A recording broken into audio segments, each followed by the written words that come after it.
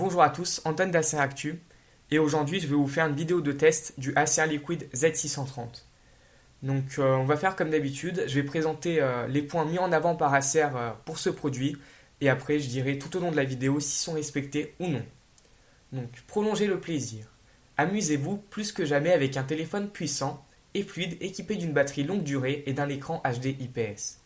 Prenez un selfie grand angle avec l'appareil photo avant 8 millions de pixels en disant tout simplement cheese. Optimisé pour vous faire plaisir. L'écran HD de 5,5 pouces est soutenu par un impressionnant processeur 4 cœurs 64 bits qui rend le téléphone réactif tout en garantissant une navigation, une lecture vidéo en streaming et des jeux toujours fluides. La batterie de 4000 mAh vous permet de tenir toute la journée. Des selfies sensationnels facilement. Impressionnez vos amis avec un téléphone qui prend des selfies grand angle quand vous dites cheese. Les selfies 8 millions de pixels seront mis en valeur par l'écran IPS qui vous permet de voir les images à la perfection depuis n'importe quel angle de vue. Fait pour le partage. Montrez votre générosité en rechargeant le téléphone de vos amis avec le vôtre via le port de charge micro USB. Ce port peut également servir à brancher une clé USB pour y lire des fichiers multimédia, télécharger des fichiers, enregistrer des données ou partager ce que vous voulez.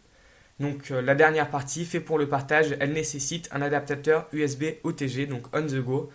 Donc c'est un adaptateur avec une prise micro USB et à l'autre bout on a une prise USB pour pouvoir brancher une clé USB ou tout type de périphérique USB. Donc les clés USB on peut les brancher uniquement celles qui sont formatées en FAT32. Et donc ce genre d'adaptateur c'est vendu, on peut le trouver à moins de 5 € sur internet. Donc maintenant, je vais faire un petit rappel des caractéristiques du produit. Donc tout d'abord, on va commencer par l'écran. Donc on a un écran de 5,5 pouces d'une résolution HD, donc 720 par 1280 pixels, ce qui nous fait une densité de pixels de 267 ppi. En ce qui concerne le processeur, on a un processeur MediaTek MT6735 cadencé 1,3 GHz, donc c'est un processeur quad-core. Il est épaulé par le GPU Mali T720. En ce qui concerne les appareils photo, à l'arrière, on a un appareil photo de 8 millions de pixels avec le flash LED. Et en ce qui concerne la caméra frontale, on a une caméra frontale grand angle de 8 millions de pixels. On a 2 Go de RAM, 16 Go de ROM. Donc les 16 Go de ROM sont extensibles par microSD jusqu'à 32 Go. En ce qui concerne la connectivité réseau, ce téléphone est bien sûr compatible 4G LTE. Ensuite, on a le Bluetooth 4.0 qui est low energy. On a le Wi-Fi BGN. Le produit tourne sous Android Lollipop 5.1.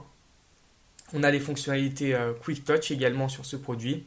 En ce qui concerne les dimensions, donc son hauteur est de 156,3 mm, sa largeur est de 77,5 mm et son épaisseur est de 8,9 mm pour un poids de 165 grammes.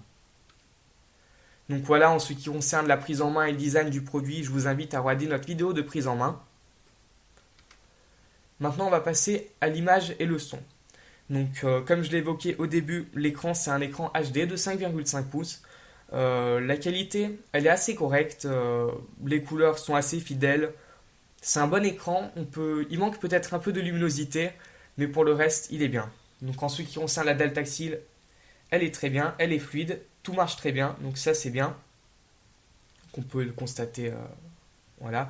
La dalle tactile, elle n'a pas de traitement anti-rayures du type Corning Gorilla Glass 3 ou 2, enfin, donc elle n'a pas de traitement anti-rayures. En revanche, elle a un traitement anti-traces de doigts qui est assez efficace. Bon, il y a toujours des traces de doigts, mais le traitement, il est assez sympa, tout simplement parce qu'il y en a beaucoup moins que sur qui n'en a pas.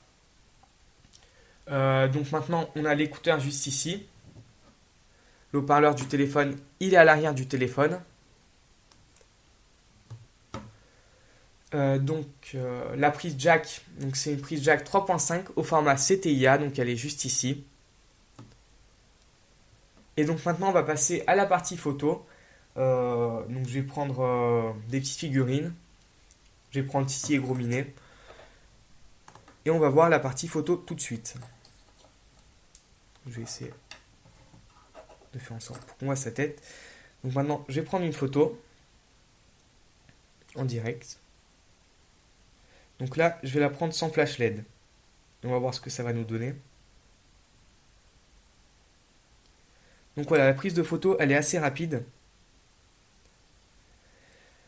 Donc voilà, on va voir ce que ça va nous donner. Donc voilà, sans flash LED, on a un résultat assez sympa. Voilà, il y a assez de détails. Les couleurs, elles sont respectées. Donc je trouve que c'est bien. Donc maintenant, on va essayer avec le flash LED. Donc ces échantillons photos seront disponibles dans la description de cette vidéo, bien sûr, hein. Alors, donc on va faire avec le flash LED cette fois. Donc voilà, avec le flash activé, ça nous donne ça. Donc un résultat tout à fait satisfaisant pour du 8 millions de pixels. Euh, je trouve que c'est assez correct.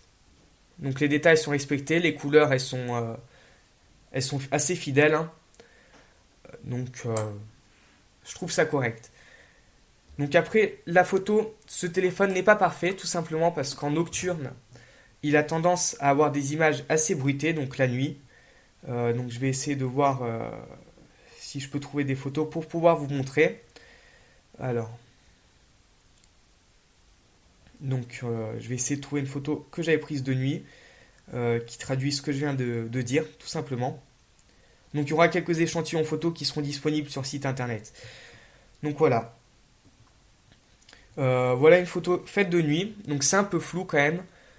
Ça reste encore correct, ça reste acceptable. Euh, mais il faut savoir que de nuit, les photos sont d'une qualité moyenne. Donc par exemple, si on prend ce genre de choses en photo, ça reste tout à fait correct. Mais dès lors où on n'a pas beaucoup de détails, enfin dès lors où on n'a rien de lumineux, la nuit c'est pas top. Après, c'est pas un appareil photo numérique, donc c'est normal. Mais de nuit, n'espérez pas de faire de belles photos avec ce produit. Maintenant, on va regarder ça par exemple. Donc ça, c'est une photo de jour. Donc le focus se fait assez bien. Donc voilà, la photo elle est d'assez bonne qualité. Donc cette photo-là, elle sera dans les échantillons, ça c'est sûr. Donc ensuite, par exemple, j'ai pris un panneau. Donc un panneau publicitaire de la ville de Clermont-Ferrand. Donc voilà, ça reste correct, hein. Donc voilà, là j'ai beaucoup zoomé, hein, quand même, parce que la taille originale de l'image c'est ça. Donc là ça reste tout à fait correct. Et ensuite, de jour, voilà, par exemple, j'ai pris en photo un panneau comme ça. Donc là j'avais fait la mise au point. Alors attendez. Donc là j'avais dû faire la mise au point sur cette partie-là. Et ici j'avais fait la mise au point ici. Donc là c'est plus clair du coup maintenant. Donc au niveau des détails, ça reste tout à fait correct. On peut bien le voir ici en zoomant, comme sur l'une et comme sur l'autre. Donc voilà, après j'avais pris ce genre de choses en photo. C'était voilà. Ça sera dans les échantillons aussi. Donc en termes de photos, c'est assez correct. Donc ensuite j'avais pris une carte. Donc là, on va voir ce que ça donne. Donc là, c'est assez correct. C'est juste correct. Donc après, avec le HDR, ça fait un dédoublement. Donc j'avais un peu bougé. Pour moi, c'est pas possible de pas du tout bouger quand on prend une photo. Donc le mode HDR, il est à bannir sur ce produit. Vous pouvez bien voir qu'il y a un dédoublement ici, juste ici. Donc donc le mode HDR, je vous le déconseille fortement. Donc voilà, je pense qu'on a un peu fait le tour de la partie photo. Je vais peut-être vous montrer encore une autre photo. Qu'est-ce que je vais prendre?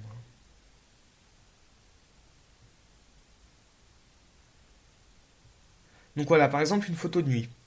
Donc quand un bâtiment est bien éclairé, ça reste tout à fait correct, même le résultat est vraiment bon. Donc toutes les photos, je les ai faites en mode automatique. J'ai pas mis le mode nuit, donc c'est juste pour vous prévenir tout de suite. J'ai laissé le mode automatique parce qu'il s'en sort très bien. Et donc là, je trouve que là, la photo, elle est bien correcte parce que le bâtiment, il est bien éclairé, même si c'est la nuit. La photo, elle est assez nette, les couleurs sont assez fidèles, et donc ça nous fait une photo assez sympa. Donc voilà, en ce qui concerne la partie photo, donc elle est assez correcte sur ce produit. Donc maintenant, on va passer au son. Donc ce produit est équipé de DTS Studio Sound, donc qu'on peut activer dans les paramètres. Par défaut, il est activé. Donc dans le menu, on peut choisir l'intensité des aigus de 1 à 9, si je ne me trompe pas, de 7 jusqu'à 7, et donc des basses également de 1 à 7. Donc c'est assez sympa. Là, on peut choisir un equalizer musical Et donc pour les vidéos, la même chose, donc bémol, théâtre, action, MTV. Donc en ce qui concerne la partie son, ça nous donne ça. Donc maintenant, ce que je vais faire, c'est que je vais lancer quelques musiques pour vous montrer la qualité du son sur ce produit. Donc on va prendre des musiques de YouTube Audio Library. Donc voilà, là le son, il est clairement à fond.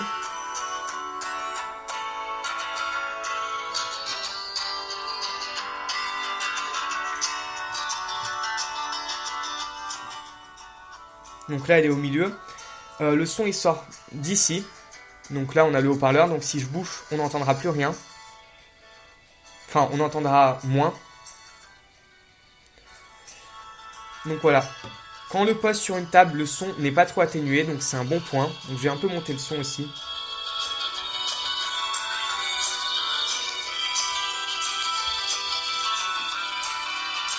Donc voilà, il n'y a pas vraiment de différence sur ce point. Et donc, à quoi sert DTS Studio Sound?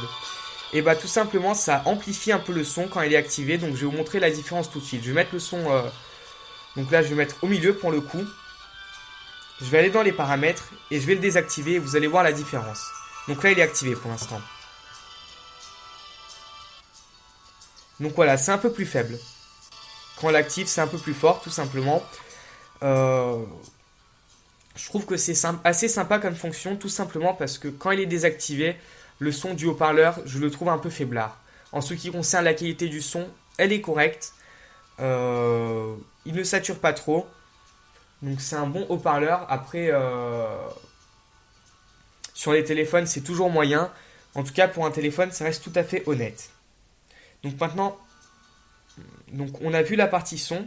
Maintenant, on va voir la partie vidéo. Alors, tac. Je vais taper Big Buck Bunny. Donc c'est bête, je m'étais pas connecté au Wi-Fi avant.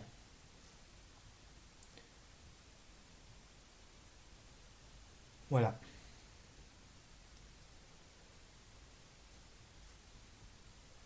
Donc on va mettre en 720p bien sûr. Alors je sais plus si j'avais laissé DTS activé, donc je vais le laisser activer. Ah ouais, les paramètres quand on se met en paysage ça s'affiche comme ça, je ne savais pas. Donc DTS, on va le réactiver, ce sera un peu mieux.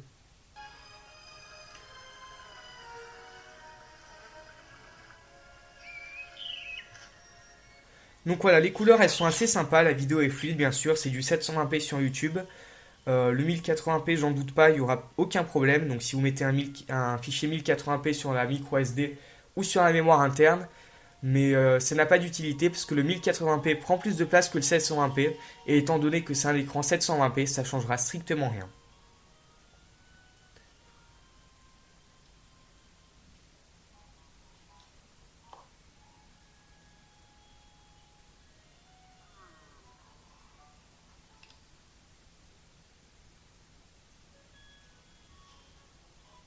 Donc voilà, je vais en profiter pour vous montrer les angles de vision qui sont corrects. Donc c'est une dalle IPS bien sûr. Je vais remettre à l'endroit.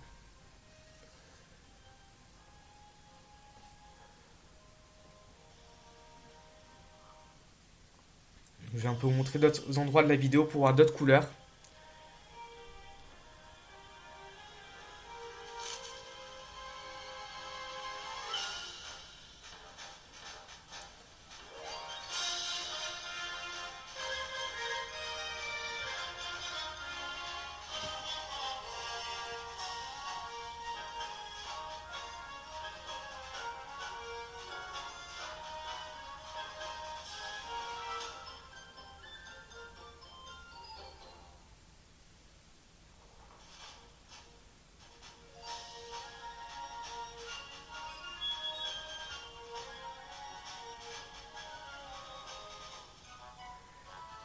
Donc voilà, la vidéo est tout à fait fluide. Donc sur ce point, il n'y a aucun problème. Et donc il n'y a rien à dire. Les couleurs sont bonnes. Donc tout est presque parfait, tout simplement. Enfin, tout est presque parfait. Je dis ça tout simplement parce que la luminosité maximale de l'écran sur ce produit, elle est un peu faible. Donc maintenant, on va passer au screen test pour voir les couleurs. Donc là, le noir, bien sûr. Donc les blancs, ils sont bien blancs, ça c'est clair. J'ai regardé un peu de tests sur internet avant de le tester, parce que je m'étais un peu impatienté tout simplement avant de recevoir le produit. Et donc il y a certains testeurs qui ont dit que l'écran il avait un peu une teinte jaunâtre. Personnellement, par rapport au E700, donc, qui est mon téléphone perso, bon maintenant j'ai le Jade S, c'est vrai, il a un peu une teinte jaunâtre, donc c'est assez faible. Ça se voit un peu donc quand on prend en main le téléphone, mais quand on s'y habitue, donc après une demi-heure d'utilisation, on la voit pas, donc c'est pas très grave à mon goût, mais je préfère vous le dire quand même. Donc en ce qui concerne les noirs, ils sont bien profonds, comme ils devraient l'être. Donc voilà les gris, les rouges. Les verts, ils sont bien vifs, ça c'est clair. Les bleus, ils sont corrects aussi. Donc voilà un petit quadrillage. Donc voilà les contrastes, normalement donc on doit voir la barre la plus foncée et la moins foncée, et ici c'est bien le cas. Donc les contrastes avec les couleurs, donc c'est la même chose. Donc voilà, au niveau de l'écran, on a presque un sans faute, on a juste un léger manque de luminosité. Donc maintenant je vais passer aux performances de ce produit, et donc on va commencer par Antutu comme d'habitude.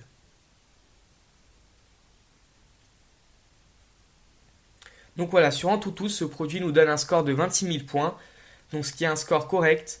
Donc on va aller dans les détails, donc historique. Donc voilà, en multitâche, donc enfin, je vais même pas évoquer tous ces scores-là, vous pouvez les voir ici et vous pouvez comparer avec votre téléphone actuel pour savoir en quoi votre téléphone actuel est meilleur ou moins bon d'ailleurs. Donc voilà, en graphisme par exemple, on a un score en 3D de 6557 points. Donc ça reste acceptable. En tout cas, il fait tourner sans problème des jeux très lourds, donc je vous ferai la démonstration juste après. Donc maintenant on va passer à Epic Citadel. Alors. Donc vous allez pouvoir revoir la qualité de l'écran avec ce test, avec la longue vidéo de Epic Citadel tout simplement. Et donc avec ce logiciel on va avoir le framerate, donc le nombre d'images par seconde.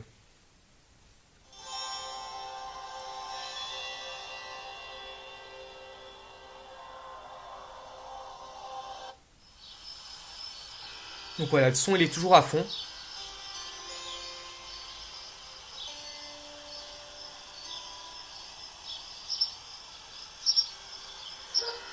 Donc on va le lancer tout de suite. Et donc c'est parti.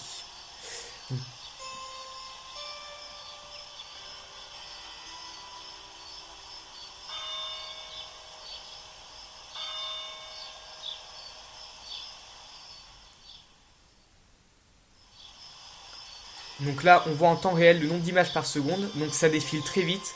Donc on peut pas réellement voir ce que ça nous affiche. Bon, on voit parfois que ça dépasse les 100 FPS, donc c'était plutôt au début que ça faisait ça.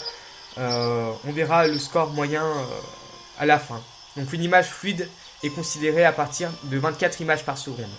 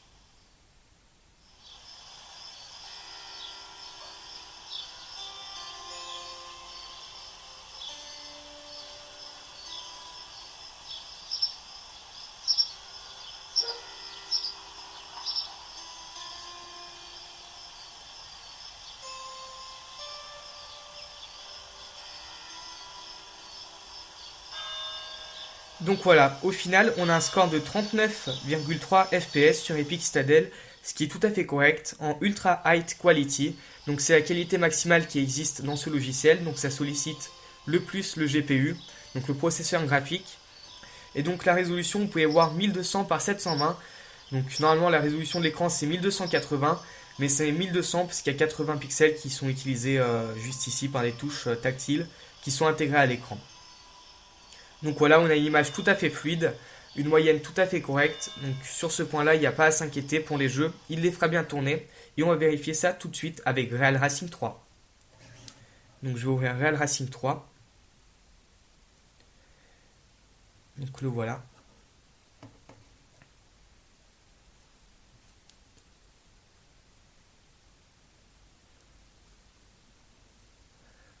Donc voilà, ce qui est bien, c'est que les touches elles disparaissent toutes seules là dans ce jeu-là, donc ça prend pas d'écran. Je vais quand même éteindre la musique, enfin je vais baisser le son et après je vais éteindre la musique dans le jeu. Pour des questions de droit, tout simplement.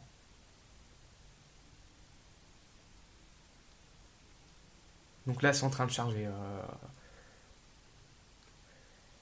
Donc voilà, je vais éteindre la musique dans les paramètres. Plus tard, donc j'attends que ça s'enlève. Enfin, je vais essayer de passer par là, mais je suis pas sûr que je puisse. Ouais. Donc volume musique, on va mettre à 0. Les effets, on peut les laisser.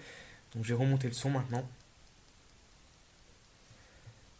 Donc maintenant, je vais prendre une course basique, hein, on s'en fout. Hein. Je vais prendre la toute première.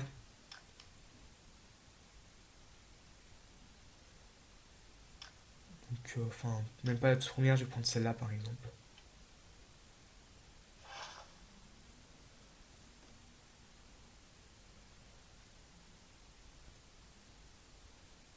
Donc voilà, c'est en train de charger, ça va être assez rapide normalement. Et donc, vous allez voir qu'il est tout à fait fluide, ce téléphone dans les jeux vidéo. Donc Real Racing 3, c'est un jeu assez lourd, hein. C'est clair.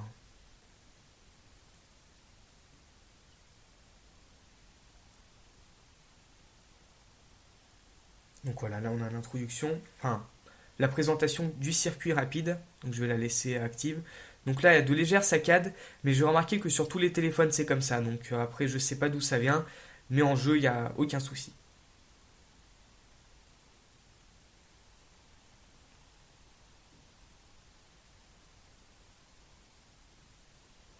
Donc voilà, la course va se lancer. Donc je vais essayer de pas trop tourner le téléphone pour que vous ayez une bonne vue sur l'écran. Je vais aussi essayer de regarder le téléphone. Au lieu de regarder l'écran de la caméra, ce sera plus simple pour piloter.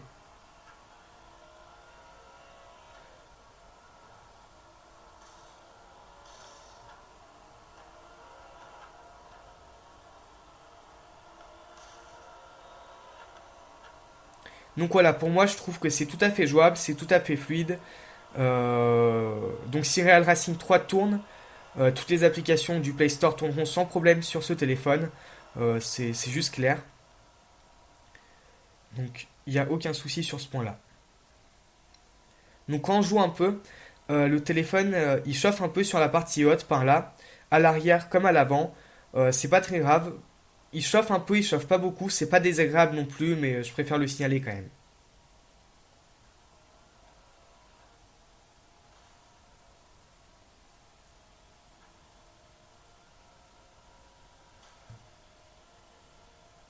Donc voilà, je pense que vous avez vu qu'il était bien fluide en jeu ce produit. Donc maintenant, je vais sortir d'ici et on va passer à la prochaine partie du test. Donc maintenant, je vais parler de la surcouche. Donc sur ce produit, on a très peu de surcouche, enfin on a même pas du tout de surcouche, enfin presque. C'est plutôt de l'Android stock, hein, comme on peut le voir, donc la barre notification, les choses comme ça, c'est assez stock. Donc là, on a les petites applications d'Acer, les applis flottantes, juste ici, donc notes flottantes, calculatrice flottante, calendrier flottant, etc. etc. Donc si on appuie ici, on peut modifier la disposition de celle-ci. Donc si j'appuie sur plus, je peux en rajouter, je peux en mettre jusqu'à 15, je peux pas en mettre plus. Et donc il y en a d'autres qui sont pas mises. Donc je vais vous lire la liste des applications, des petites applis qui sont mises par Acer. Donc on a la lampe, les notes flottantes, la calculatrice flottante, le calendrier flottant, l'alarme, enfin l'alarme ça c'est par défaut, l'appel flottant, le Blue Light Shield, donc c'est le mode lecture, donc ça permet tout simplement de réduire la lumière bleue émise par l'écran. Donc je vous avoue que j'ai pas testé ça avant de dormir parce que les couleurs elles sont nul avec ce filtre-là. Ensuite, je pense que ça marche un peu, mais pas beaucoup non plus. Donc on a le mode économie d'énergie, le chronomètre flottant, l'appareil photo flottant, la carte flottante, le navigateur flottant. Et donc voilà. Donc l'affichage sans fil, je suppose que c'est Miracast, donc c'est par le Wi-Fi et il faut avoir une télé compatible pour ça. Donc en ce qui concerne la carte flottante, c'est tout simplement une sorte de navigateur flottant, sans barre d'adresse, et ça nous charge Google Maps. Donc voilà, je pense que j'ai tout dit sur ce point-là. Donc la caméra sur ce produit, elle est surcouchée, comme sur tous les produits Acer. Donc je vais faire un tour rapide de son interface. Donc on a le mode normal, HDR, panorama, embellissement, magique lumineux, déclencheur sourire, photo avec son, MAV, présentation gourmet. Donc on a les modes scène, donc paysage, nuit, portrait nocturne et portrait. Donc là les photos que j'ai faites c'était avec la configuration normale et mode scène off. Ensuite on a des effets, mono et blanc, sépia, négatif, aqua. Pour la vidéo on peut faire des vidéos accélérées. Il y a un mode nocturne et il y a tous les autres filtres. Donc voilà, on peut régler la balance des blancs, donc des choses comme ça. Et on a un retardateur. On a également la commande vocale qu'on peut activer juste ici. Et donc, dans les paramètres, on peut choisir la résolution. Donc en 4 tiers, la résolution maximale c'est 8 millions de pixels, comme indiqué sur la fiche produit. En 16 neuvième, c'est 6 millions de pixels. Donc les échantillons que j'ai faits, ils sont bien sûr en 4 tiers pour avoir la qualité maximale. Donc ensuite, on peut choisir une prise préférée, panorama ou magique lumineux. Donc c'est le bouton qui s'affiche juste ici. Ensuite, on a la prise en continu, donc pour faire plein de photos rapidement, donc en tenant longtemps le déclencheur et ça fait plein de photos. Ensuite, on a touché pour capturer. Donc je trouve que c'est une fonction pas super intéressante, tout simplement parce que, en fait, au lieu de faire le focus, quand vous allez appuyer donc à l'endroit où vous souhaitez faire le focus, tout simplement, ça va faire la photo directement en faisant le focus juste avant. On a un stabilisateur vidéo, donc la vidéo c'est jusqu'en 1080p.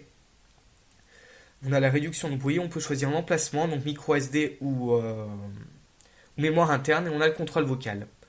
Donc là on peut l'activer en faisant oui. Donc là on a des exemples, dites capture ou sourire, cheese pour prendre une photo, dites appareil photo arrière ou appareil photo avant pour basculer la lentille.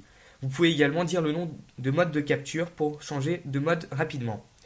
Donc selfie, normal, HDR, panorama, MAV, embellissement, magique, lumineux, déclencheur sourire, photo avec son, présentation, gourmet, bordure lumineuse, et donc prise préférée. Bon, c'est une petite erreur de traduction, c'est préféré bien sûr, donc c'est pas très grave.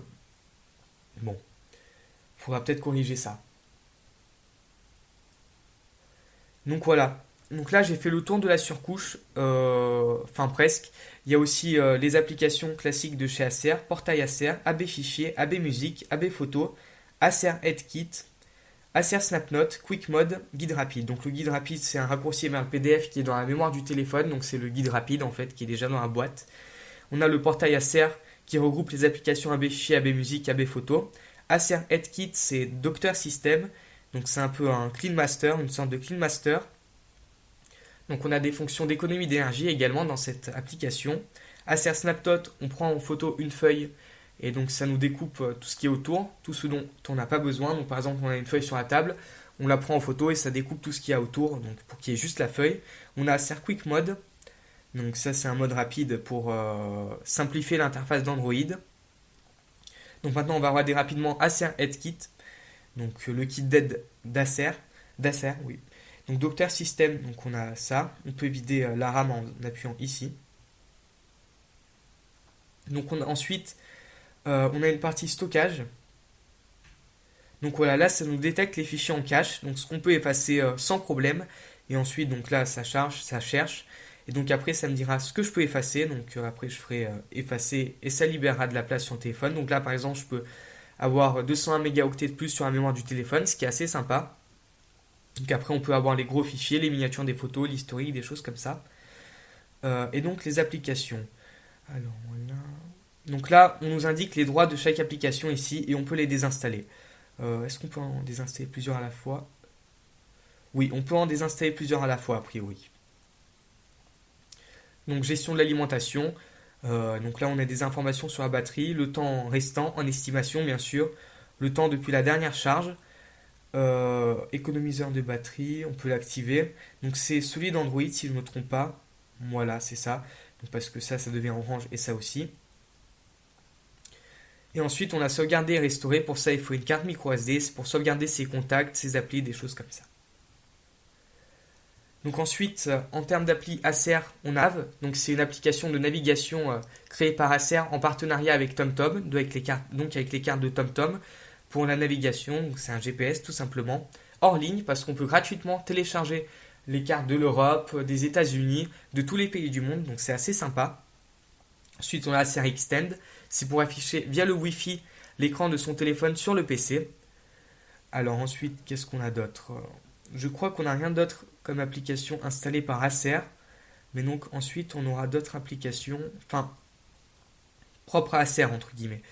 Donc ensuite, je vais vous dire ce qui est installé sur le téléphone par défaut. Donc je ne vais pas évoquer les applis par défaut, mais je vais dire les applications qui n'ont pas été installées par moi, mais qui ont été rajoutées par Acer, tout simplement. Donc des applications, entre guillemets, commerciales, ce qui a permis de réduire le coût du téléphone. Donc on a Booking.com, on peut la désinstaller, hein. Ça a été mis par Acer. On a 50 jeux gratuits également. Alors ensuite, qu'est-ce qu'on a d'autre? On a Danger Dash. Donc c'est un jeu de Gameloft, donc on peut le désinstaller aussi. Et heureusement, on a eBay. Ensuite, on a... Alors, je suis en train de regarder. Euh, On a Ninja Up. Ensuite, on a Puffin Free. Donc c'est un navigateur internet qu'on peut désinstaller également. Je vous conseille d'essayer ce navigateur internet si vous prenez ce téléphone ou si vous regardez cette vidéo et vous avez votre propre téléphone sous la main sous Android. Tout simplement parce que je trouve que ce navigateur internet est assez sympa. Donc ça peut vous faire découvrir une application utile. Ensuite, on a Puzzle Pets. Et on a encore quelque chose ou pas? Est-ce qu'on a encore autre chose? Non. Donc il n'y a rien d'autre. Donc ensuite, on a des applications qui sont intégrées au téléphone. Donc je ne sais pas si on peut la désinstaller, celle-là, Kids Center. Non, on ne peut pas la désinstaller. Donc ça, c'est un mode enfant.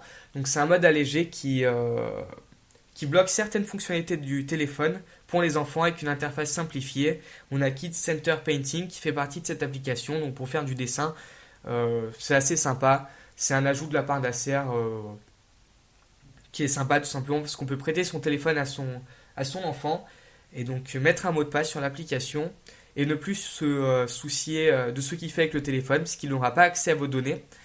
Il aura un monde à part sur le téléphone et donc même s'il redémarre le téléphone, ça se remettra en Kids Center donc il pourra rien faire, il pourra...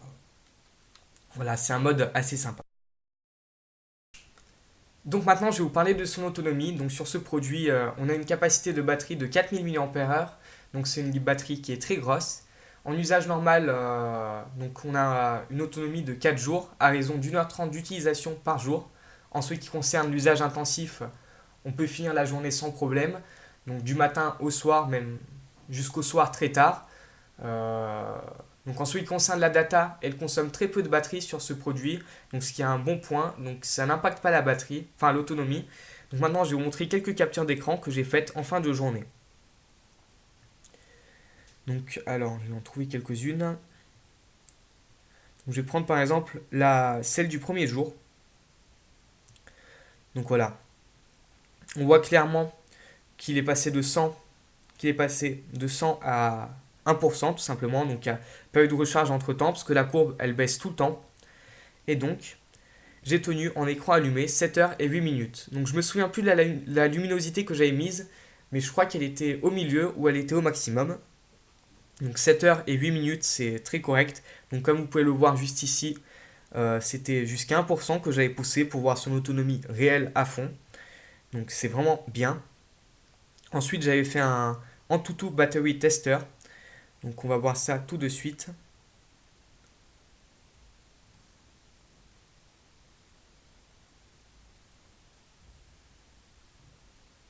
Donc si je le retrouve, donc le voilà. Donc on a un score de 10 654 points. Donc j'avais mis la luminosité à fond pour ce test. Et donc de 100 à 15%, il a pu être allumé avec l'écran allumé tout simplement. Il a pu durer 6h23 minutes. Donc en tout testeur, en tout battery testeur, c'est un logiciel qui fait un test de batterie avec différents usages, en graphisme 3D, un peu de navigation internet, un peu de lecture vidéo.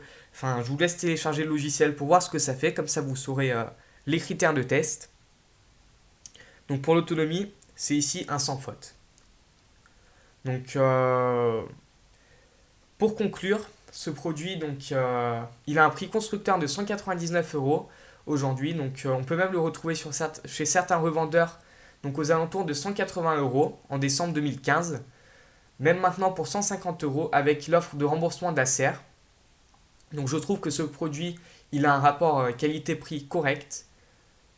En ce qui concerne ses points forts, donc c'est clairement l'autonomie, sa batterie amovible, sa consommation en 4G qui est basse bien sûr, pas en données hein, quand on active la data, la batterie ne baisse pas beaucoup, enfin elle se décharge pas plus vite.